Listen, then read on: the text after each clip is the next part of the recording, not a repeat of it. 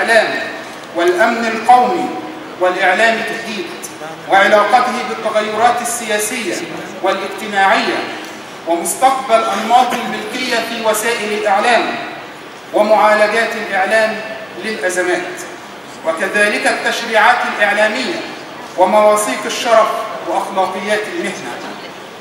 حضور الكريم، إن المجتمع المصري والعربي والدولي قد مر في السنوات القليلة الماضية بأحداث متعددة ومتنوعة، ومن هنا تجيء أهمية هذا المؤتمر من خلال محاولة بحث مستقبل الإعلام في ظل التحولات المجتمعية الراهنة بعد أن مرت مصر والكثير من الأقطار العربية بل والعالم أحداث متعددة أحدثت تغييرات سياسية في عدة دول عربية، وأحدثت تغيرات مجتمعية أيضا. في أعمال هذا المؤتمر الذي يضم في برنامج ندواته العديد من المحاور والمواضيع التي تبحث في المشهد الإعلامي العربي بعد التغيرات الواسعة التي شهدتها عدد من الدول العربية في السنوات الأخيرة. لقد أثبت الإعلام بتقنياته الهائلة أنه دافع للتحولات الكبرى في السياسة والاقتصاد والفكر والفن والثقافة، بل هو محورها ومحركها ومحرضها.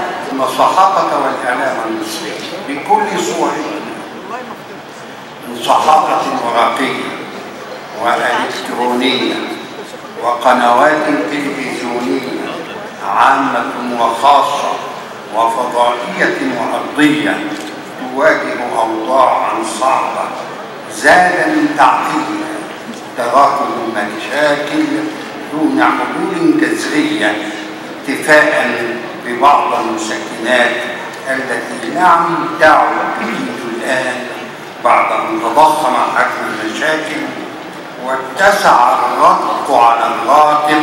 هذا التواصل الشبابي الشديد في هذه القاعة بين شيوخ المهنة وبين شبابها، وهذا التواصل هو ما نحتاجه ونموذج جيد جدا أن يكون موجودا في الإعلام. تعددت كلمات كثيرة مثيرة للانتباه. كان في توجيه بأن تتبع الفساد والإشادة بالصالحين، وهذا قليل جدا، وهذا قليل جدا.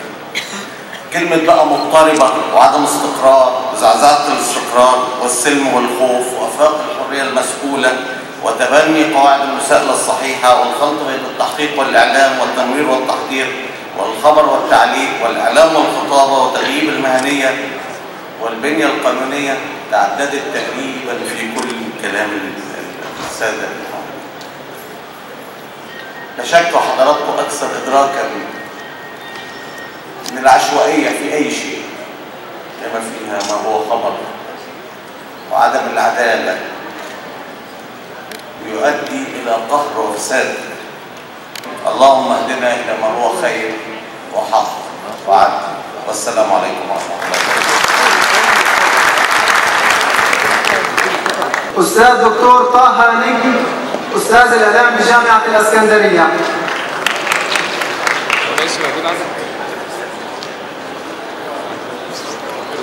دكتور محمد سعيد محفوظ، مدير معهد الأهرام الإقليمي للصحافة.